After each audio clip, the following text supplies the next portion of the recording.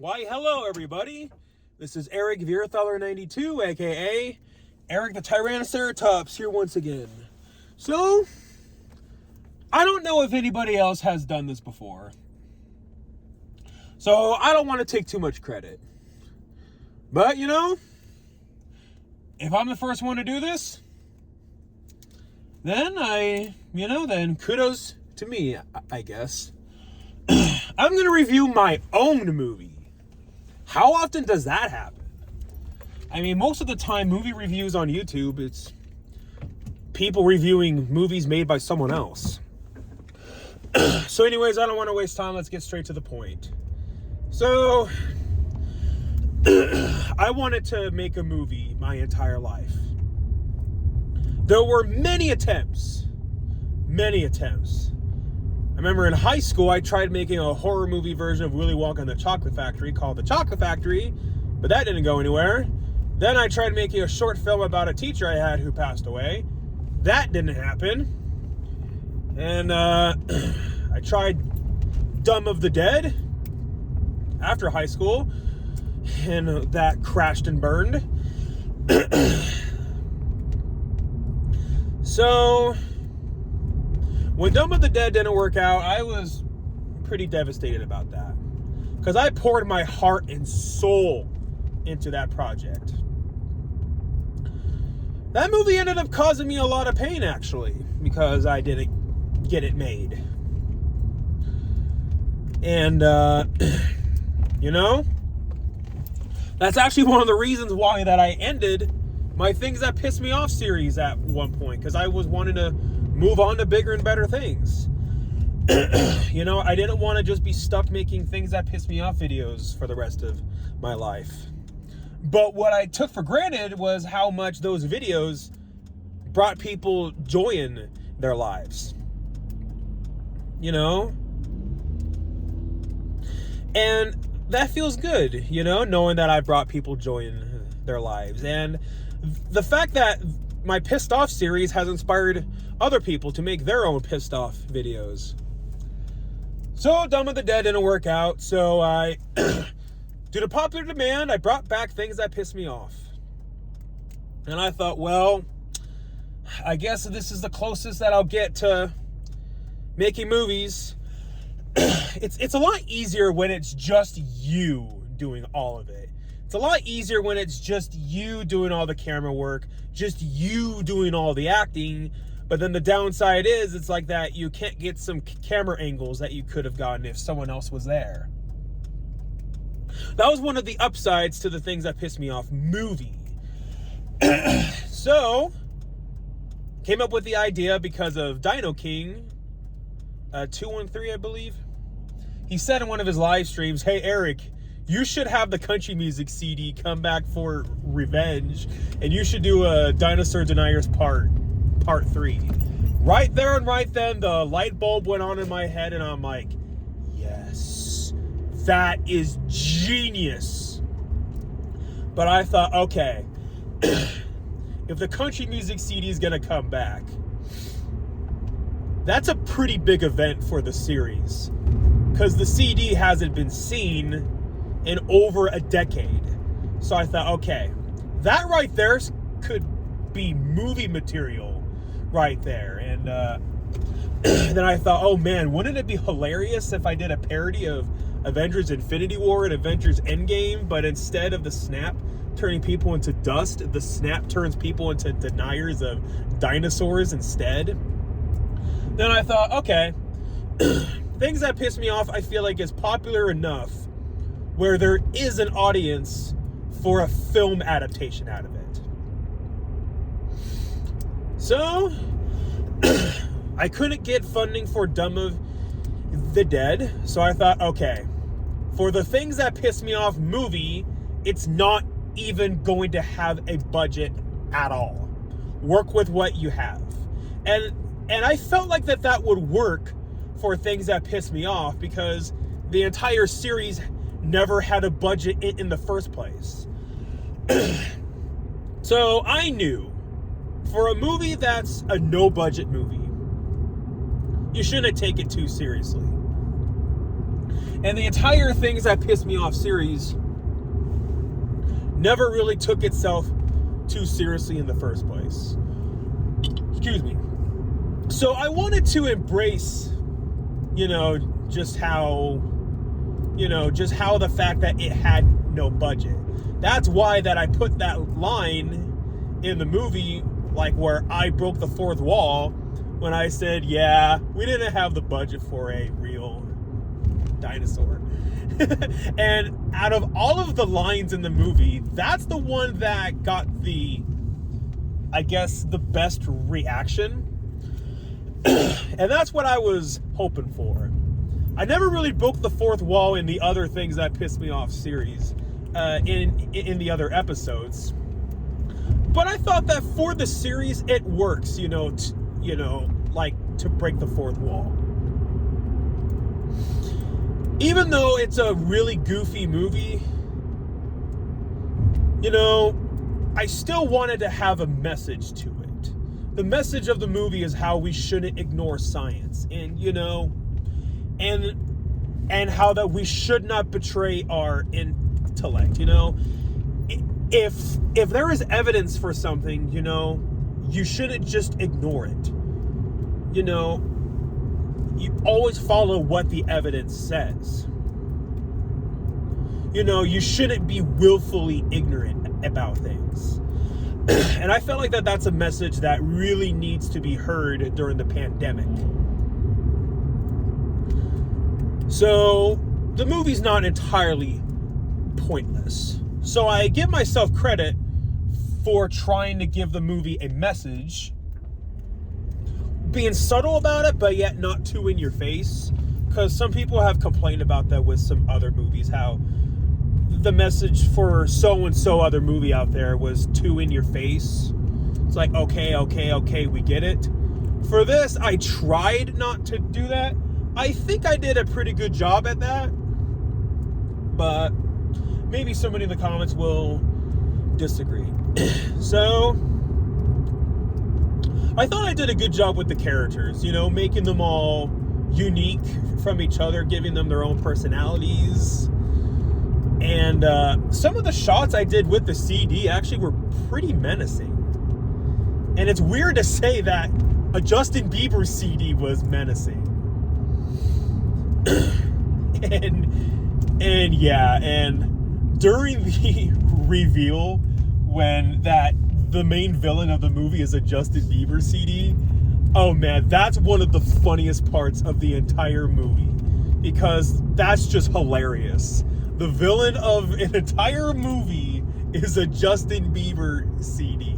That's hilarious. And it fits so perfectly with the Things That Piss Me Off series. The third act, I feel like it's the most entertaining part of the entire movie. A lot of people will probably agree. And the cameos I thought were great. Especially the one with the screaming goat. That was hilarious. When I had a screening for the movie, that actually was the cameo, that got the biggest reaction out of people.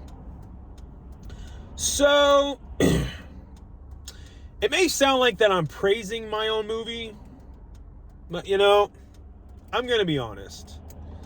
Some people, after they watched the movie, really indicated that they thought it was really bad.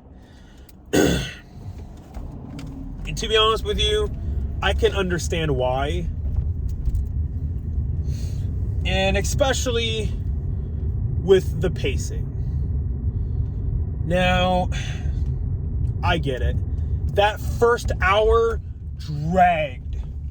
It dragged. Because I was in my old apartment, I couldn't be too loud. Because of that, I kind of felt like the movie kind of suffered because of that. I will acknowledge, yes, the pacing during the first half it dragged. It really, really dragged. And at other parts of the movie, The apocalypse scene, I think, went on a little bit too long. There were parts in the movie I felt like I let drag on for too long. Like, okay, we get the point. So I will acknowledge that, yeah, I kind of screwed up with the pacing. And during the original version of the movie, the gangster character just pops out of nowhere. So, because I wanted this to be like the Avengers Endgame of the things that piss me off series, I was wanting to bring back all these characters that haven't been seen in a long time. Like the gangster character. And I even was going to bring back the original Now CD from the very first episode during the final battle, but was cut because of time. I was going to bring back a lot of other characters who haven't been seen in a long time, but they got cut because of time. And that's why that I put in the gangster character. But, man, you also have to understand, I was moving at the same time while making the movie. I would stay up really late editing the movie. Oh, man, I was stressed. So I think that the stress might have gotten to me. Now, since then, with the other versions, with the Montana State University Billings version, the DVD version, I fixed that issue. Yeah,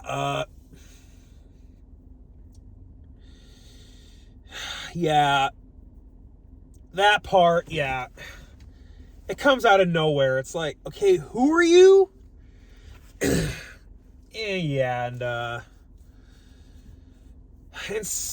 there were some times I should have done a second take, because some of the acting and some of the scenes were kind of bad. I should have done a second take, but it's a double-edged sword, because this is a no-budget movie. It's pretty much people just volunteering their time. We were kind of on a time crunch, because we would have other things to do in our personal lives. So yeah, some of the acting at some points were kind of bad. I should have done a second take. That one shot during the movie when I'm first talking to Natasha and Barbara's so far away that people thought it was an old lady. So that just shows the camera angle. It could have been better. The script I felt like was fine, but it could have been better. You have to understand, I poured my heart and soul into Dumb of the Dead. The script for Dumb of the Dead is a lot better. It was better because I put my full heart and soul into it. For Dinosaur Deniers, the movie, I had the motivation to make a movie, but my heart and soul wasn't as much into it. Because all my other attempts at making movies didn't work out, I thought, well, I guess I'll see where this goes. And when I first started to make the movie, I was hopeful to get the whole thing done, but I guess I still had some of my doubts because of my past trials. And when I finally got it made, the whole thing made, I was really happy. So with the sequel, I think my heart and soul is going to be more into it. Even though I'm not writing the script, but I definitely think the script will be better for the sequel. And yeah, I mean, it definitely is not a movie for everybody. I will acknowledge that. I guess it just depends on your taste, I guess. The movie was such a low budget. Filmed it on my cell phone because I was like, well, it's something. I can't afford professional movie cameras, so, appreciate what you have and not what you don't have. And yeah, so if I had to rate the movie, yeah, there were some things I wish I would have taken out and did this instead. So yeah, the movie didn't turn out exactly how I hoped it would have, but I'm glad that I got a movie made though. And I'm definitely glad for, glad that I finally could get my name out there. And yeah, for my future projects, I'm definitely gonna aim to make it better. If I had to rate the movie, to be honest, maybe a 6 out of 10. If it were on IMDb, I could see it getting a 5 or a 6 out of 10 on IMDb. But yeah, so because the music was copyright free, you know, it would have been nice to have the music, I guess, fit in with the scenery better for some scenes. But for some scenes, the copyright free music actually really worked, especially during the final battle and during the reveal of the CD. And Mustache Man just abruptly appears out of nowhere during the reveal of the CD. And there was a scene that I cut explaining how Pete and Mustache Man appeared back in the third act. I shouldn't have cut that explaining that because they just abruptly show up. So yeah, that's why I say the script to Dumb and the Dead was better, because there wasn't any of that. So yeah, those are my honest thoughts on the things that pissed me off movie. Let me all know what you think. You all have a fantastic day. Take care. Bye-bye.